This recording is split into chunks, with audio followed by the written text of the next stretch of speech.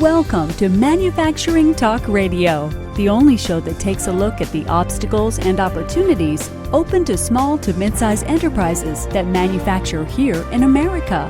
Brought to you by All Metals and Forge Group, with your hosts Tim Grady and Lou Weiss.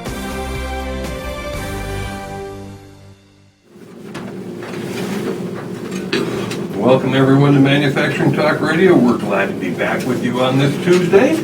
We have some very exciting things going on today. We have got some answers from America's Money Answers man, who we will introduce in just a moment. Before we go to him, I'd like to say hello to my co-host, Lou Weiss, who is the sponsor for Manufacturing Talk Radio through All Metals and Forge Group. Lou, how are you doing? I'm doing great, and it's novel to have you here in the studio today instead of down in Atlanta.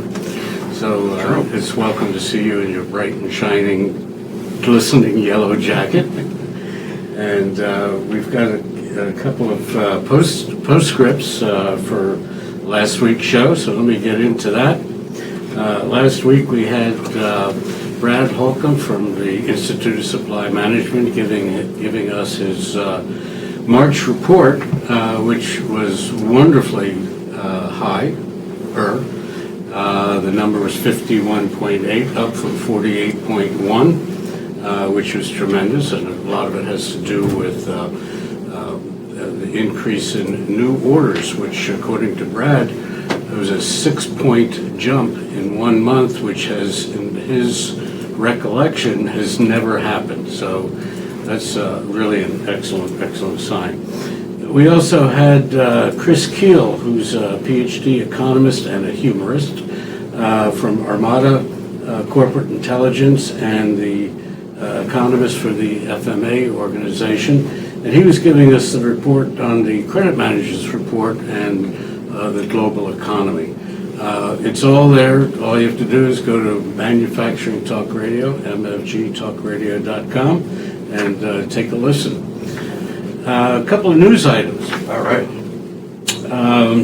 Boeing. Boy, Boeing is really writing up a lot of orders. They booked 100 orders, 100 planes last week, and they're also dipping into this Iranian release of the embargo, and they're negotiating for 118 additional planes, and that brings it up to 228. That puts them out to about 2025 in terms of production. So that's good for Boeing and all of their 3,000 subcontractors around the country. And when you want to buy something to fill those needs, don't forget All Metals and Forge Group, That's right. which I can't help but mention. GE, this is incredible. It's actually up on Manufacturing Talk Radio website also. GE is testing a desk-size turbine that will generate enough power for a town of 10,000 homes. The Arabian Peninsula, dig your head in the sand and kiss your butt goodbye. The oil is going to stay in the ground a long time. long time. But that's amazing. You take a town of 100,000 people, you put 10 of these little desktops all over the countryside. It's amazing. That's incredible. Do you remember a couple of years ago, Tim, we had a gentleman, an inventor out in California, who wanted to build a desk-size nuclear reactor, if you recall. And he got state funding, California, those wacky people out there. Sorry, folks. And he was going to build it. He got a couple $1 million to build it. I remember we supplied him with a lot of the internal parts.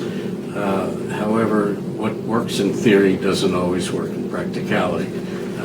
So that didn't really work. On the political scene, which we don't normally do, but I can't help myself from being dragged into this unwillingly. We have another 4 months to go. Whatever it is, it's too long. 4 and 4 is 8. No, we've got about 7 months to go. And it is torturous, I might add. I do listen to every one of them, and our agent is also now listening to it, because we're talking about, and they're talking about manufacturing, finally. No, they're pronouncing the word. Yes, they are pronouncing the word.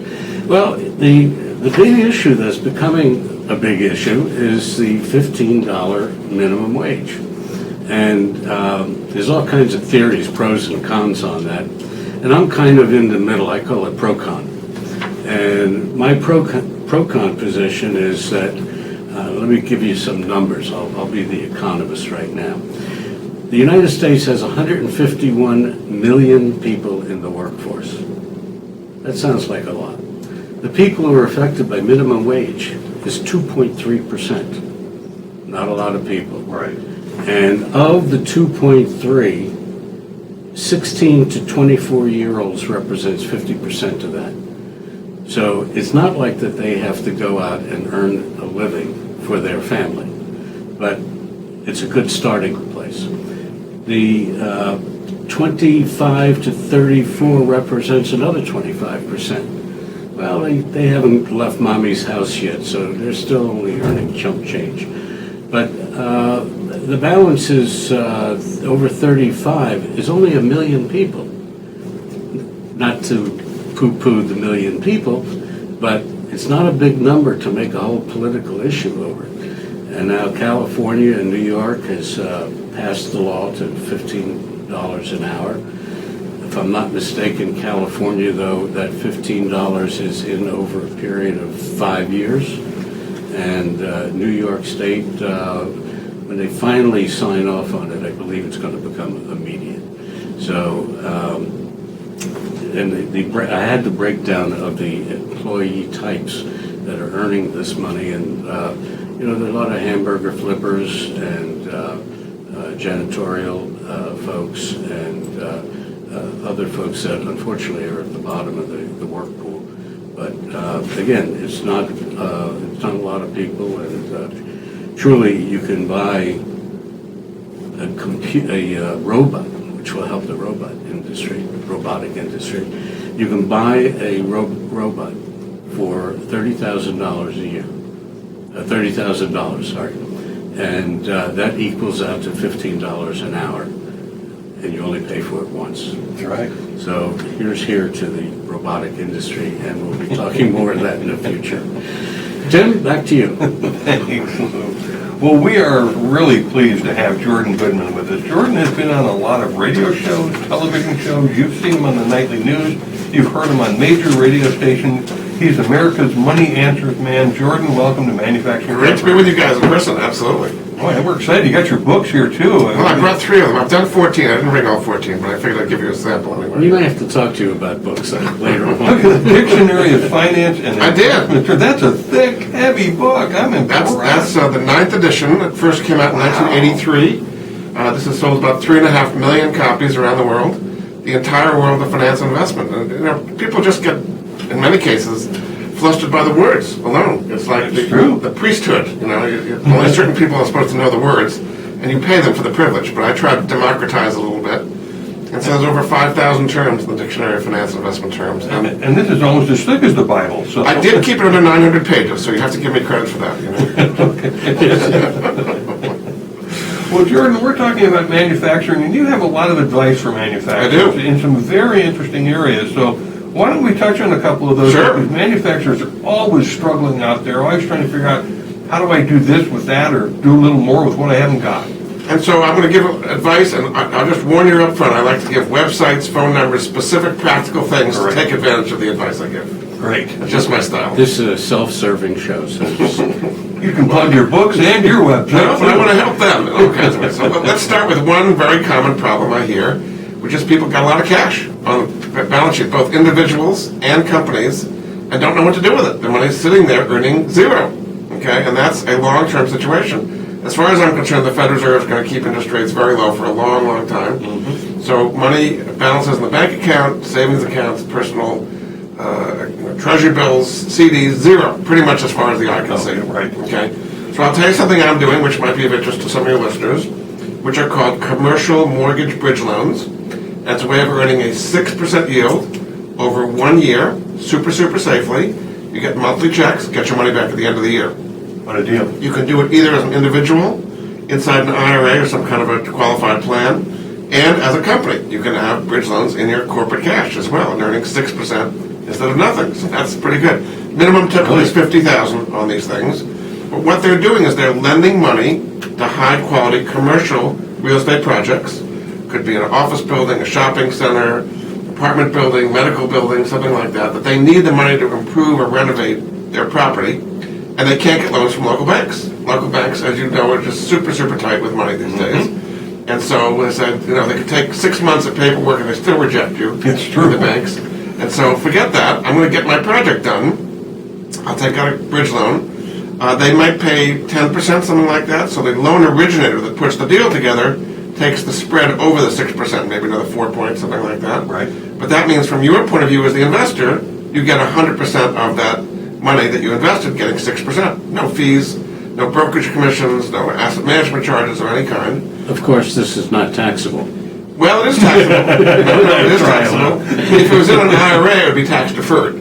But in a regular amount, it would be taxable income. You get a 1099 on it because you are receiving mortgage interest. You are in first position on a specific piece of commercial property, so you are receiving mortgage interest. So that is taxable, actually.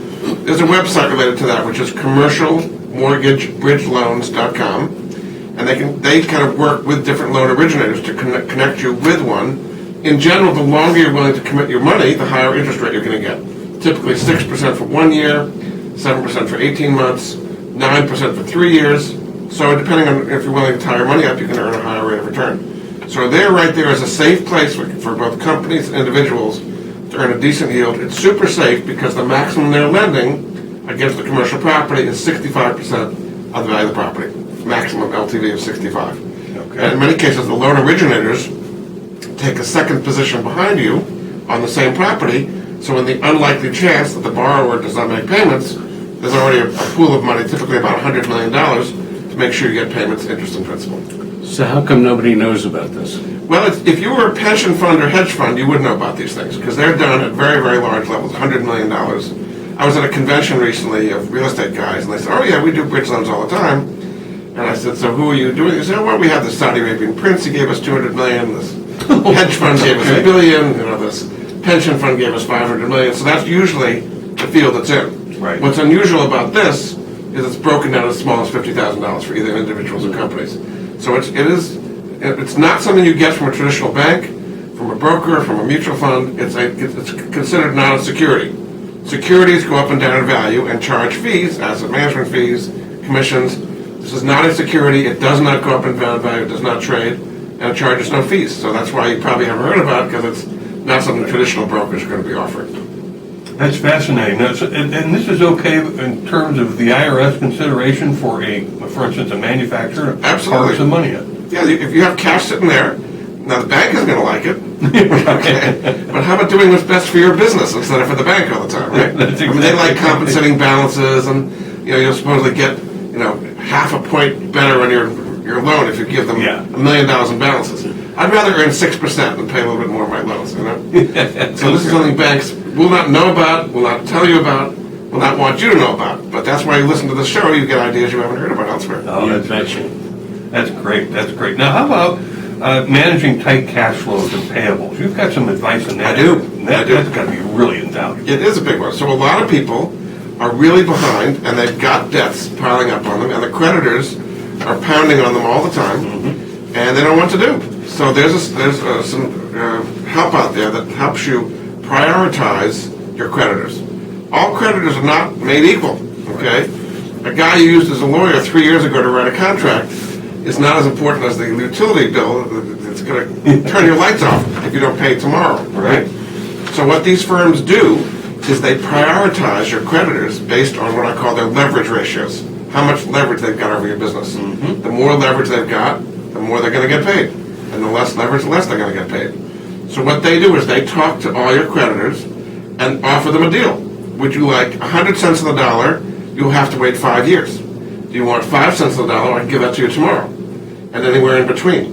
So they're saying to the creditors, we want you to get paid, but you can choose how quickly you get it versus how much you're going to get. So all the creditors kind of buy in, and then you make one payment to that firm that then disperses the money to all the creditors in a way that keeps your business in business. They say about 75 to 80% of the businesses that sign up with them get saved, and they're not being piled under. And you, as the business owner, are not having to deal with all these creditors piling on you all the time. It's like, hey, I'm not dealing with it. Go to these guys. And there's a website for that, helpwithpayables.com. Helpwithpayables.com. It's a company called Corporate Turnaround, been doing this for many, many years.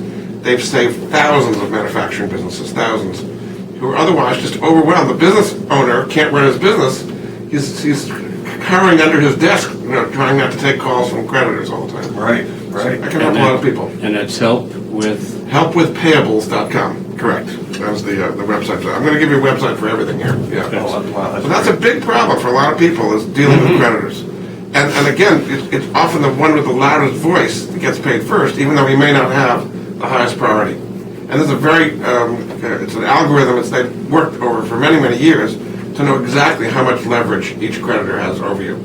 So the creditors get paid, you keep your business, you keep your mind, instead of having to be dealing with all these creditors all the time, and that can save a lot of businesses some real headaches. and you get to sleep at night. That's a good thing.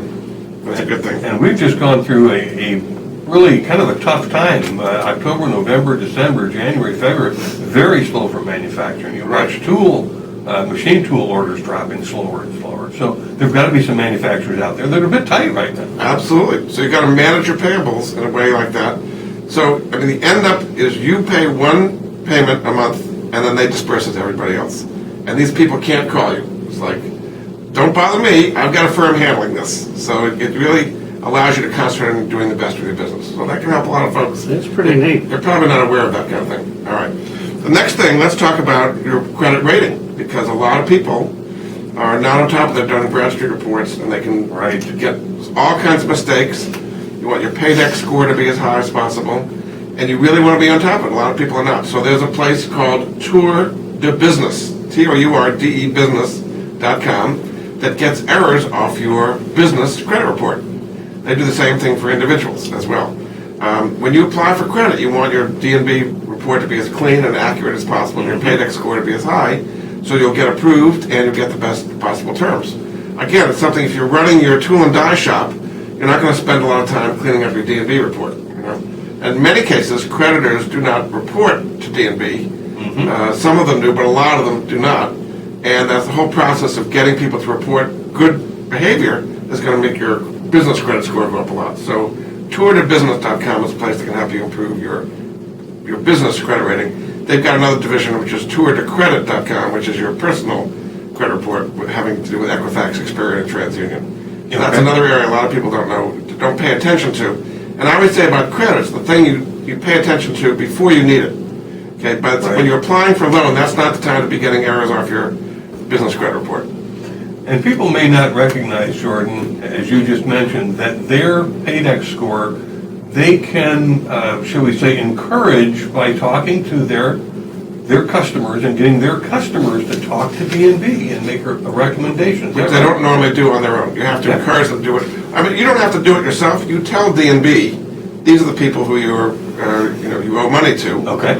And then D&B will contact them. So it's not as though you have to go tell your plumber or something, Right. But you say, you give the name of your plumber to D&B, and then they contact them, and hopefully they'll cooperate and say, yes, he pays on time. Okay. Oh, that's valuable advice. Yeah, you got to stay on top of your creditors that way. Okay. All right, another one is bank loans. I mean, this is a huge area, because since the financial crisis, it's been really, really hard for people to get traditional bank loans. Is bank loans an oxymoron these days? Almost. I mean, if you're Exxon and AT&T, maybe you can get a loan, Right. But Joe Average manufacturer, forget it. They have tons of paperwork, very long decision cycles, rejection all the time. Here the banks are loaded with cash, literally trillions in cash. The Fed's been pumping money out for 8 years here, and they're not letting it out in many cases to traditional small businesses, particularly manufacturers. So there are different ways of getting around that. So there's money that's gone, it's kind of a void that's been created because the banks aren't lending. So into that void, the capital system's a wonderful thing. People want to invest in it. So they will do small business loans, maybe a bit of a higher rate, but at least it's available. And there's a website I can give you, which is kind of an overall place, which is called CompanyLendingSolutions.com. And what they do is they look around a whole bunch of different ways and get you the best possible deal, working for you, the borrower. Now, for example, hedge funds have gotten into this area. And hedge funds are willing to lend at a bit of a higher rate, maybe 6, 7, 8%, whatever it may be. But they're willing to, remember, their money's sitting there earning zero as well. Right. So they'll hook to hedge funds, One area I frankly would avoid are these so-called merchant cash advance companies, because they're very, very popular. Very, very high interest rates, 35, 40%, sometimes even higher than that. Wow. And they're attaching your receivables, your credit card receivables and other things. And Is that like the traditional accounts receivable financing? Not exactly. It's not traditional. This is kind of a new thing. One of the things they do is get your merchant processing account. So when you put credit card statements, they get a piece of the fee right off the front, and they skim their money daily out of all your credit card receivables. Wow, it sounds like more like a title loan, and good luck if you get your car back. Something like that. It's unsecured, but they're getting your credit card processing. They kind of control that. But I mean, it's fast. You can get a loan in 2 days or something like that. Right. It's unsecured, but it's a very, very high rate. So that's an area I would discourage people from doing. Actually, the people I mentioned before who have the help with payables, their biggest source of customers are people who've done merchant cash advances.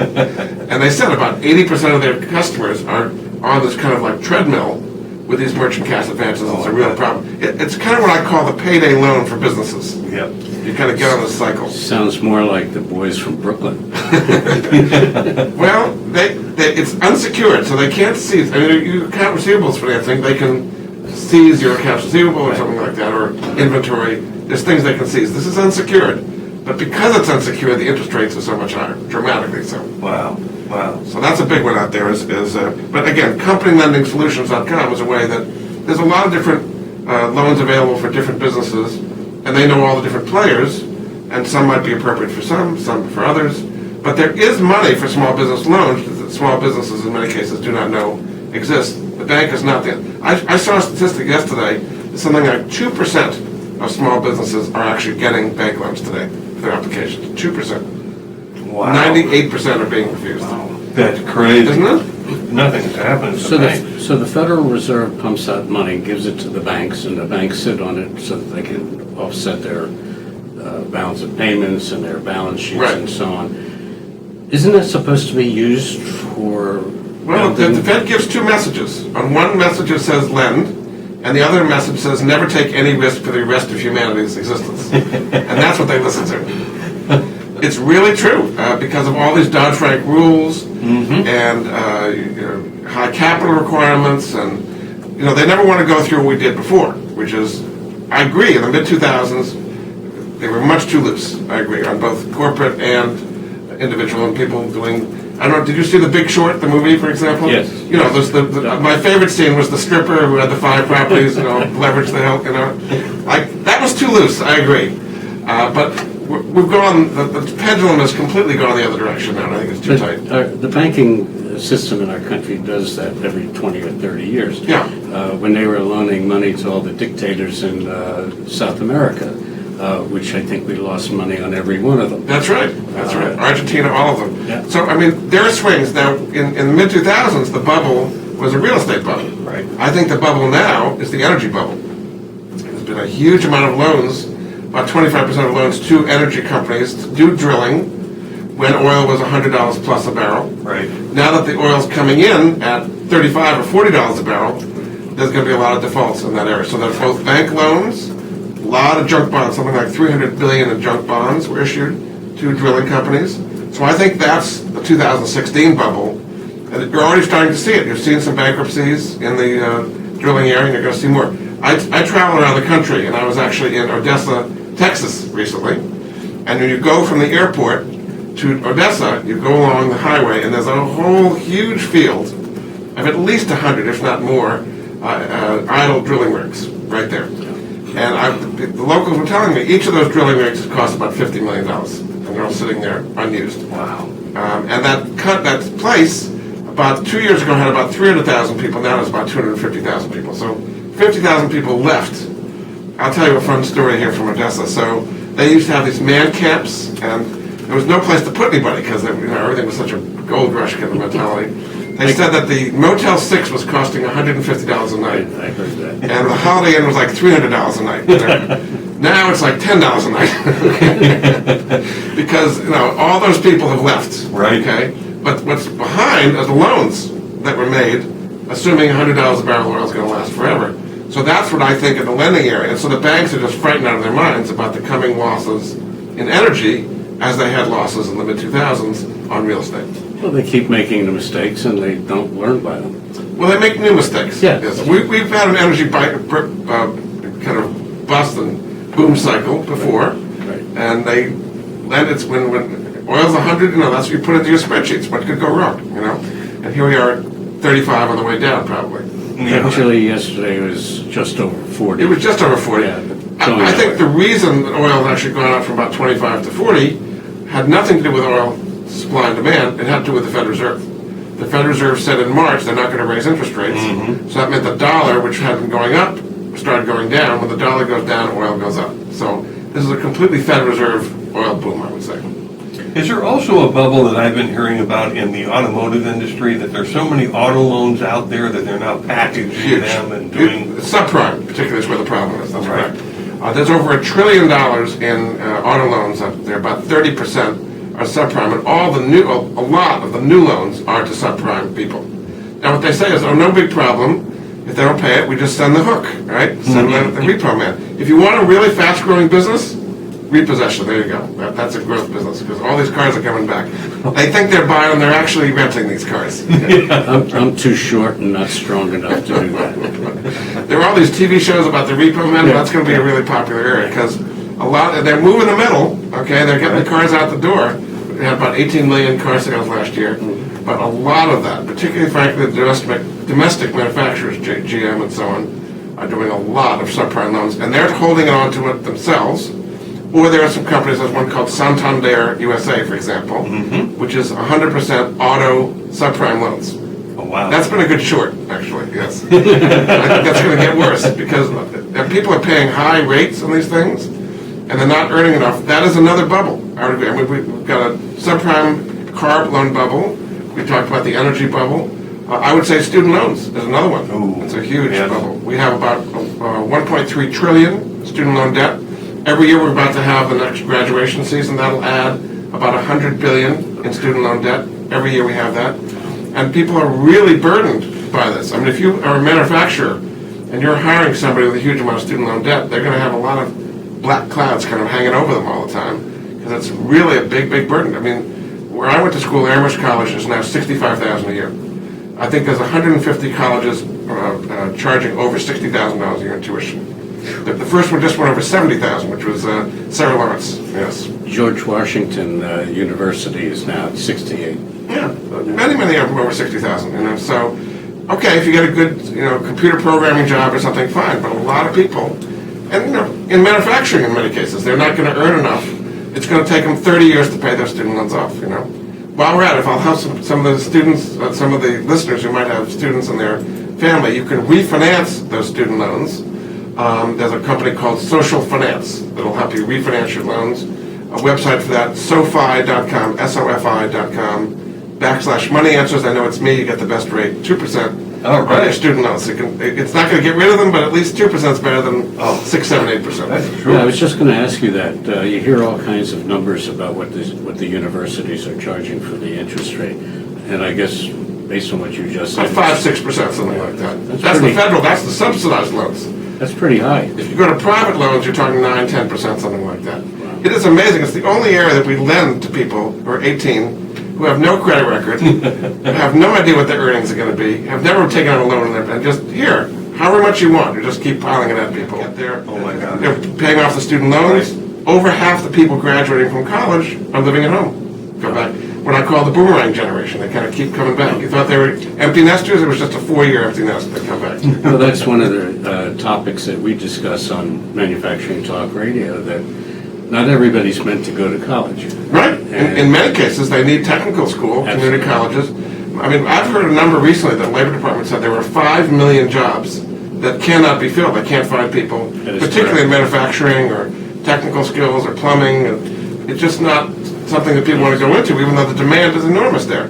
I remember seeing at some of these primaries, during the Michigan primary, they were asking the candidates, how can I find people to hire? There's nobody around that can do these skills, right? Including the high-tech, computer-oriented manufacturing skills. Right. So there's a big disconnect between what the education system's doing and what employers need. And hopefully, candidates will do something, although I'm not too hopeful, frankly. It took 14 debates and caucuses for them to use the word manufacturing for the first time. Yeah. So, and Frank over in the wings there is following me on that, and it's absolutely true. The only one who really spoke to any length was Hillary. She went on about a 3-4 minute jag about manufacturing, and it represents a third of our economy. It is, but I mean, you think of how many manufacturing jobs we've lost. Trump has made a big point about so-called bringing the jobs back from China, Japan, and Mexico. Yeah. You don't do that with increasing tariffs to 45%. Okay, I would say the carrot works better than the stick. Okay, and it's like, oh, we're gonna have 45% tariffs. Let's move our factories from Shenzhen to Kansas City. It just kind of doesn't work that way. Right. It sounds good as a demagogue and so on, but the result of that would be immediate retaliatory tariffs. Immediate. In fact, there was a recent case. Obama put a $1 billion tariff on Chinese tires coming to the United States. The next day, the Chinese put a $1 billion tariff on chicken going to China. So both sides lost. This didn't help anybody, and I guess they both felt good, but it just hurts world trade. They've been fighting that chicken tariff 100 years. And that's between France and the United States on chickens and cognac. So the solution is to have lower tariff barriers, more trade. America has what people want, right? They want Boeing airplanes, and they want Microsoft software and Apple and Nike shoes. We got the stuff they want. Right. Lower tariff barriers, and we'll do better. That's not the way the candidates think. It's all this. It's almost going back to the 1930s. It's like this Fortress America, America first. Put up tariff barriers and then we'll win. It's just totally out of touch with what the real globalist economy is today. When they increased the tariffs, I guess it was about 2-3 weeks ago, one of the tariffs that they raised was the steel dumping on China. And China refused to give the appropriate information to the U.S., so they made their tariff on steel 226%. Immediately, right? This is what happens. You have retaliatory tariffs. I mean, it's ridiculous. It does not work. Now, it sounds good. We're going to keep the jobs of Carrier from Indianapolis instead of sending them to Mexico by having a 35% tariff on every air conditioner that comes in. It's not going to stop Carrier from moving their air conditioners to Monterey. And in fact, even if they did that, that means that U.S. consumers spend 35% more for their Carrier air conditioners. That helps support Mexican workers. So this doesn't work. I mean, we have on the table the Trans-Pacific Partnership, the TPP, Right. which I think could do a lot of good, actually. It would lower tariffs and would allow us to export places that have been really resisting that for a long, long time. Japanese beef just being one of many examples. So let me ask you a question that's a little off the mark, but you'll catch on. What's with our candidates and their ideas about trade and tariffs and... It's populist, but it's disastrous. I'm putting it simply. There it is. That was a great answer. That's it. It sounds good, okay? We're going to protect ourselves. Now, we've been down this road before. Sure have. In the 30s, there was the Smoot-Hawley tariff laws, which nobody knows about now, I guess. But when the economy turned down after the crash of 1929 and early 1930, they said, we got to protect ourselves. So they had the Smoot-Hawley tariffs went up dramatically. Immediately, all the countries around the world increased their tariffs. Global trade plummeted.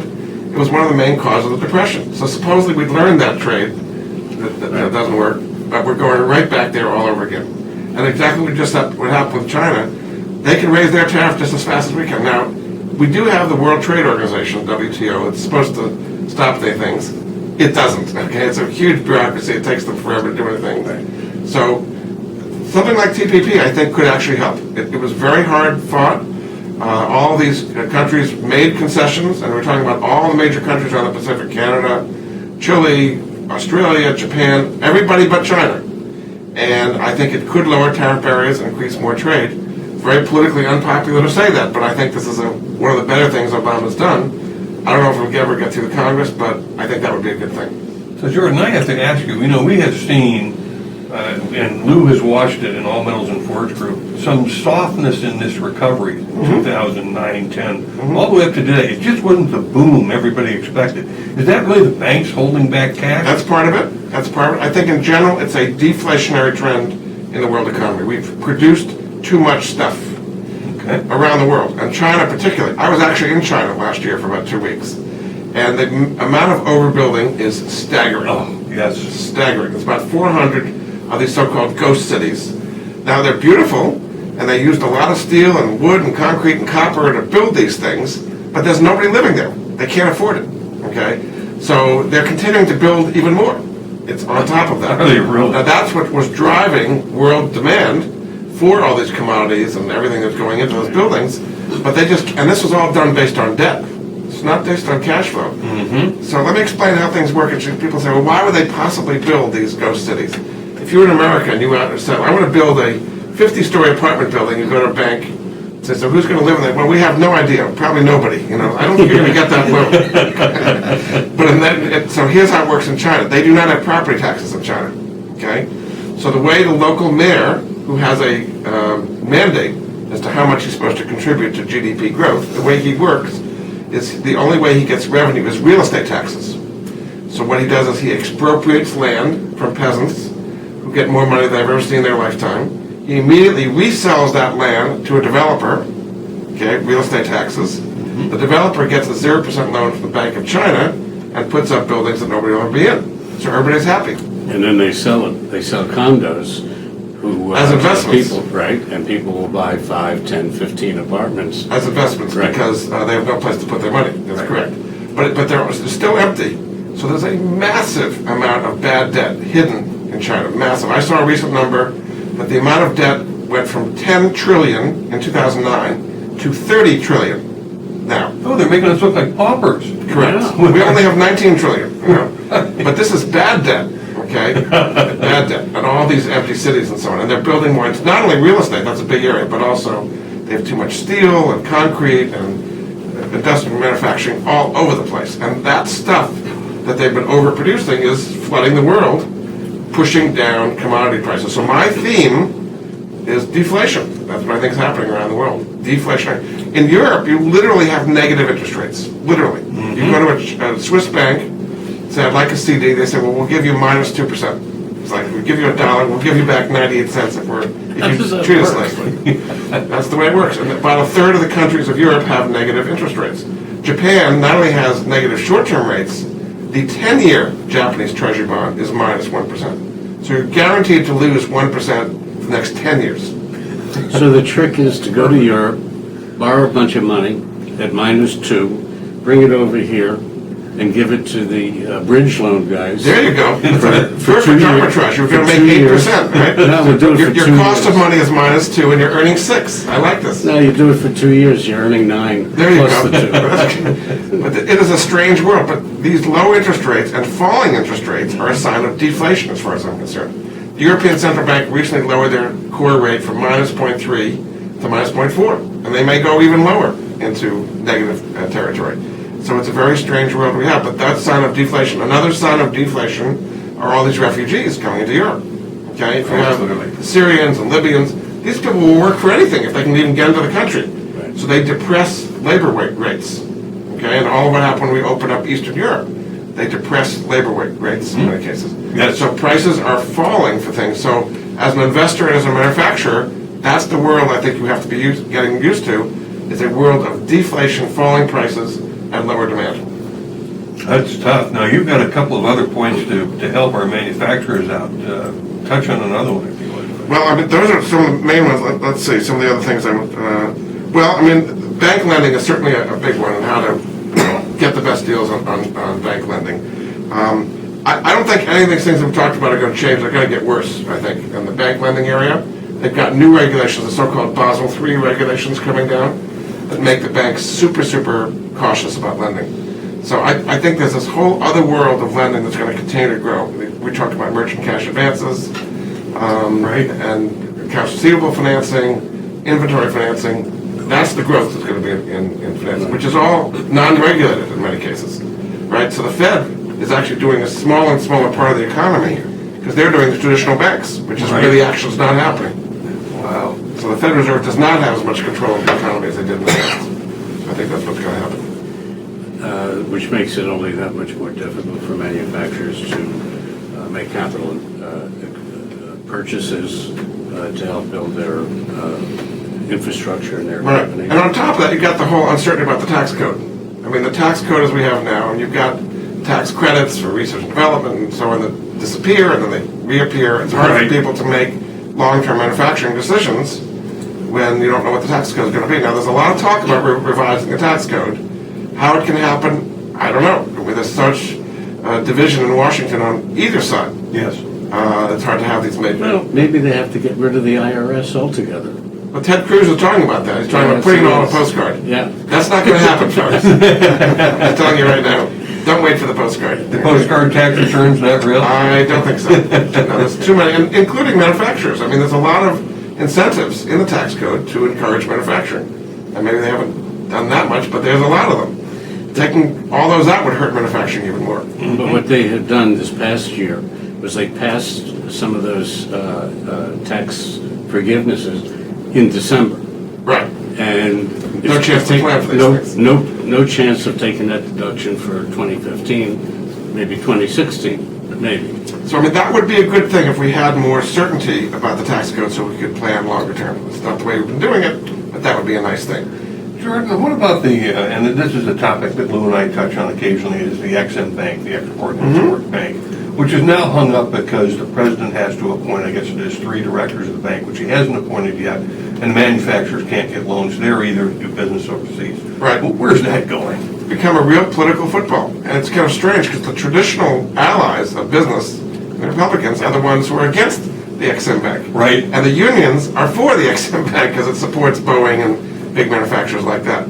I think it's a good idea. All the other countries of the world do something similar to the EXIM Bank. Yes, they do. And we're like tying a hand behind our back, not through, in the scheme of things, it's a relatively small thing, but it has a big impact in allowing these manufacturers to export. And contrary to some of the beliefs and misstatements that the candidates have made, it is the only agency in the government that actually makes a profit. Right. That's The true. only one. That's true. And that's So the one you want to naturally, kill. yeah. Yeah, right. It makes perfect sense.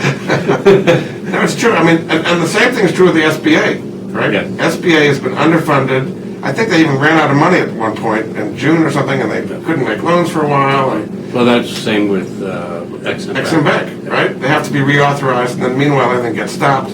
So, I mean, it would be nice in an ideal world to have some stability in Washington, some consensus, kind of making the world work, and instead of having to lurch from crisis to crisis. And are we going to shut the government down next week? Are we going to default on national debt? All this stuff just makes people very, very unsure. But maybe we have to put businessmen in the White House. Well, there's some people who think that's a good idea. They're I trying. know, They're they're trying. trying. What would be interesting, let's just play along with this for a moment, okay? Yeah. Let's say Trump gets elected, and let's give him a complete Republican Congress. I'm going to go the other way as well, but I'm just going to start with this, okay?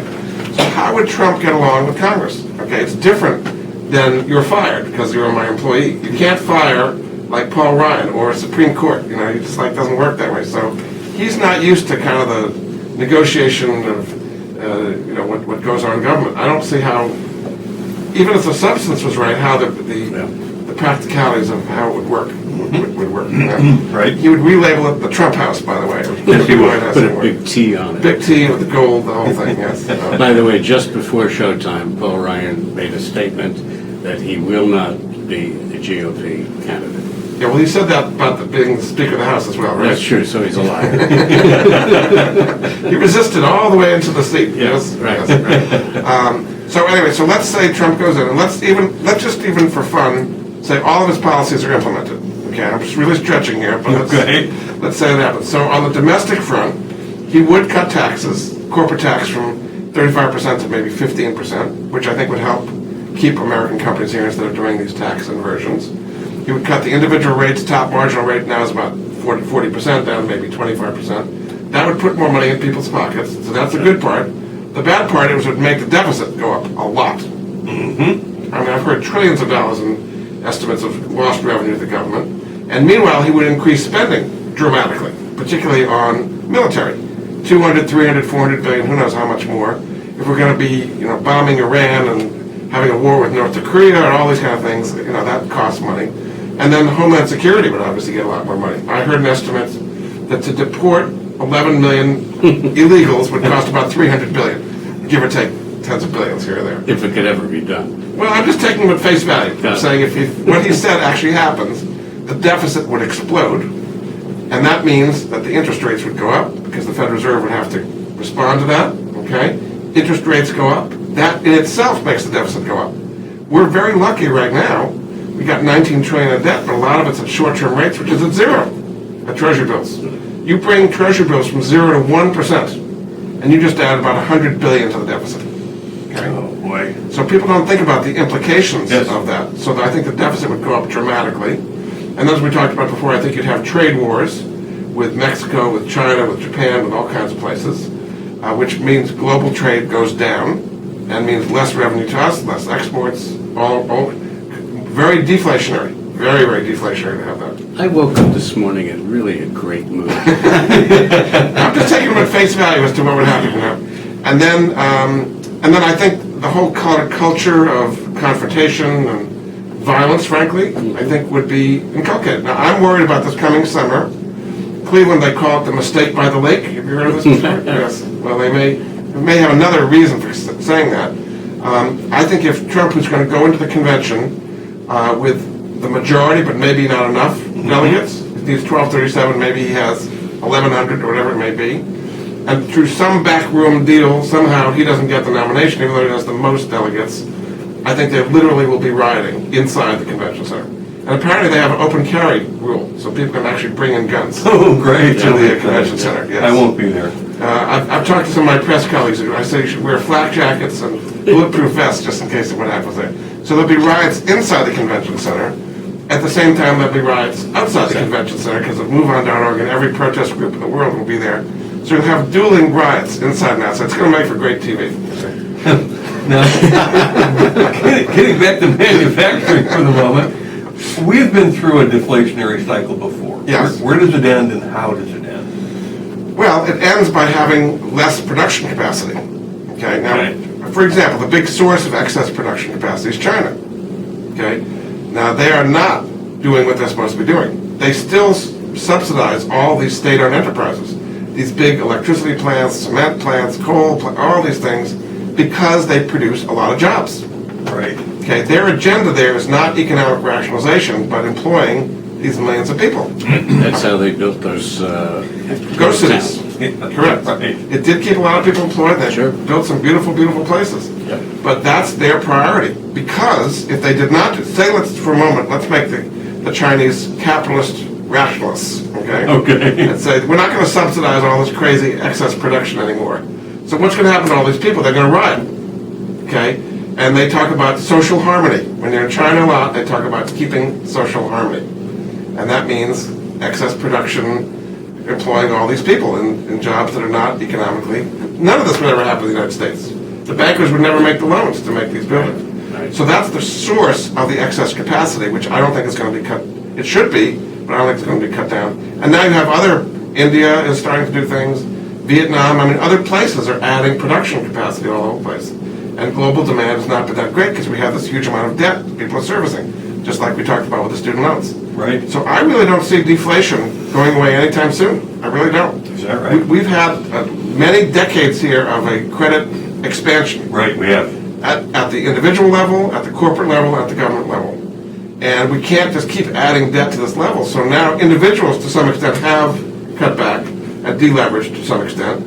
Healthy companies certainly have, and there's a huge amount of cash on balance sheets. But a lot of small businesses, that's not been the case. And governments have been expanding debt like crazy. I mean, we're 19 trillion, Europeans even more, the Japanese even more. I mean, you think we have a lot of debt. The Japanese have like 2.5 times their GDP outstanding in debt.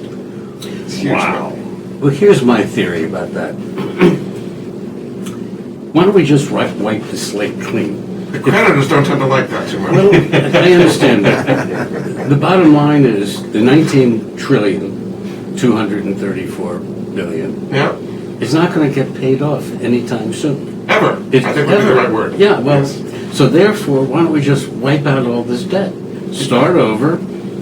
Well, Puerto Rico's about to do that, actually. Yeah, there you go. I mean, Puerto Rico has $72 billion in municipal bond debt, the largest issuer by far, and they're about to do exactly what you're saying. Now, Puerto Rico will never be able to borrow again in our lifetimes. Okay, that's what happens when creditors get stiffed. Yeah. I've heard that. I've heard that. Ask the people of Argentina, who the hedge funds bought their debt, and after 15 years of wrangling, they finally settled on $4 billion. But they've been out of the credit markets for a long time.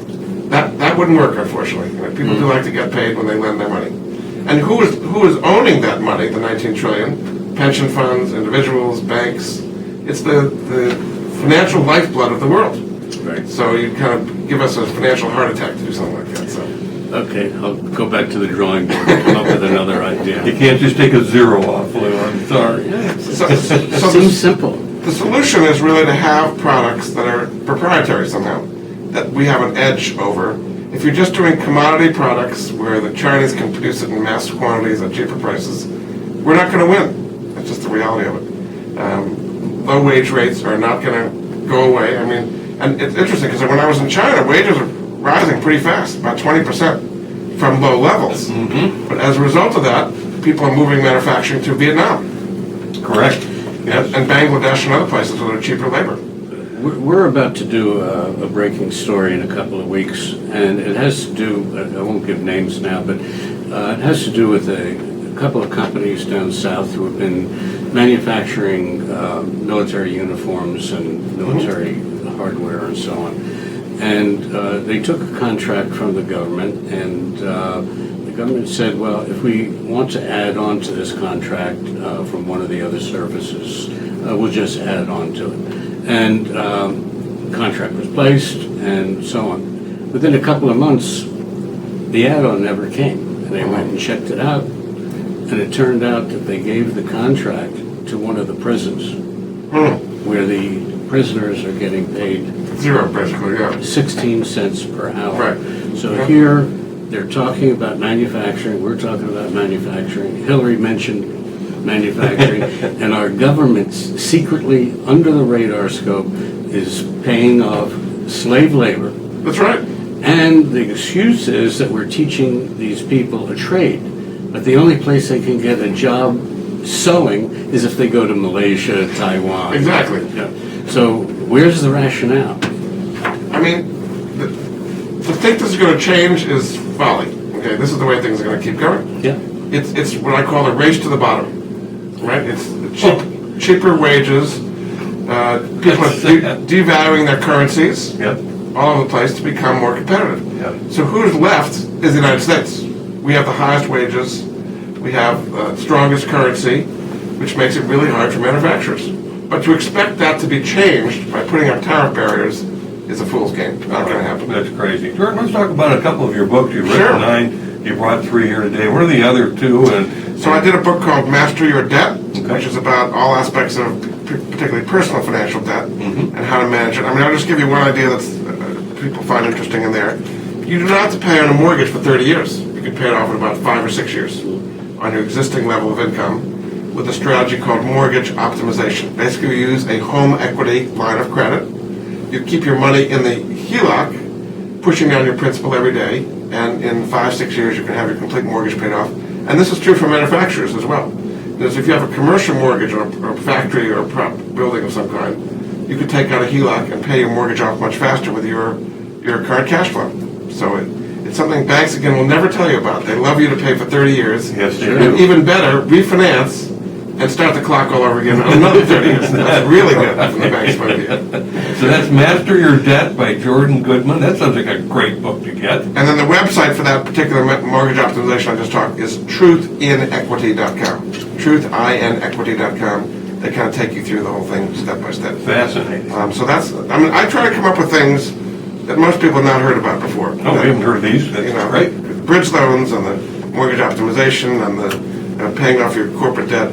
There's a lot of resources out there that people don't know about, and people kind of have their heads, well, my banker says it, so that's all the Right. truth that exists. There's other truth out there. I think I may borrow your expression, race to the bottom. Well, don't you see that though? Yeah.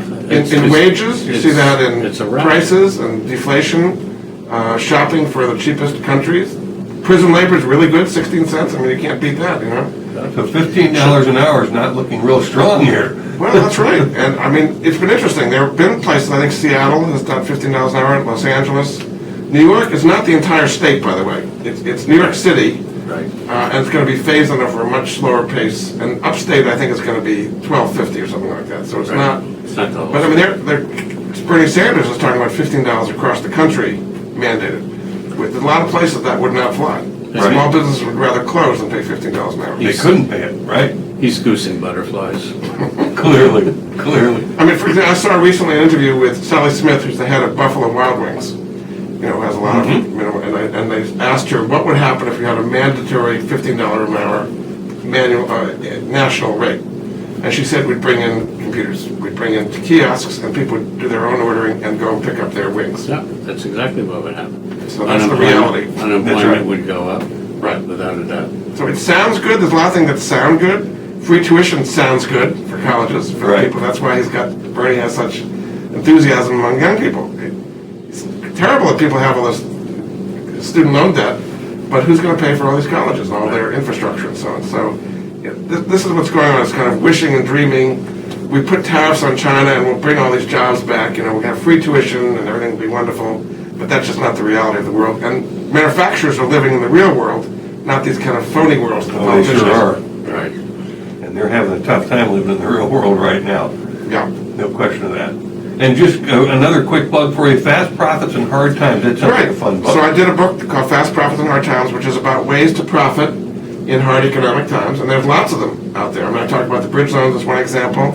I'll give you some other examples. Tax liens and deeds. You can buy tax liens on properties that people have not paid their property taxes, and when they pay their property taxes late, you not only get your money back, but you get a penalty interest rate, depending on which state it is. Right. Like 10%, the highest is 25% in Texas, for example. So you know you're going to get your money back and you're going to get your interest, you just don't know when. Because it depends on when people pay their property taxes. And if they don't pay them after 2 years, you have the right to foreclose on the property. And you bought the property for the amount of the property taxes, you can then resell for like 20 times your money. So that's what's called tax liens and deeds. There's all kinds of tricks out there. There are. We have been speaking with Jordan Goodman, who's America's Money Answers man. Jordan, I really appreciate you being on the show. This has been great, and I'm glad to take emails from your listeners as well. My website is moneyanswers.com. Got loads of links, phone numbers, websites, videos, all kinds of things, and I'm glad to take emails from your listeners as well. Terrific. Now, next week, we have got a very fascinating piece of technology that we're introducing. It's actually just come to market. It was launched April 1st, a company called GlobeChat. GlobeChat is by Kevin Strom. He's the CEO and founder, and what it does is something quite remarkable. If you are in Russia and you only speak native Russian, and I'm in America and I only speak English, I can send you a text in English. GlobeChat will instantly translate it into native Russian. He can answer in native Russian and it will translate it back into English. Fantastic. 140 languages. 41 languages. 41? 41 languages, but he reaches over 100 countries, I think. Fantastic. It's going to be a real revolution. I told Kevin when I met him about 18 months ago, he's got about 2 years. He's got about 2 years after launch. He said, "What do you mean?" I said, "Google will buy you." So Makes a lot of sense. They've already got some translation programs, but this would be a fantastic thing. Yeah. Technology can do amazing things, and that's a good example of it. Yeah. This is like the reversal of the Tower of Babel. That's right. Well, Jordan, again, thank you Very for being good. on. Thank you both. Appreciate it very much. Appreciate you Thank being you. on. Lou will kick it off again next week with GlobeChat. Good to chat with you again today. Good. Thanks everyone for Thank you. listening to Manufacturing Talk Radio, and that wraps us up for this Tuesday show. Thanks for listening.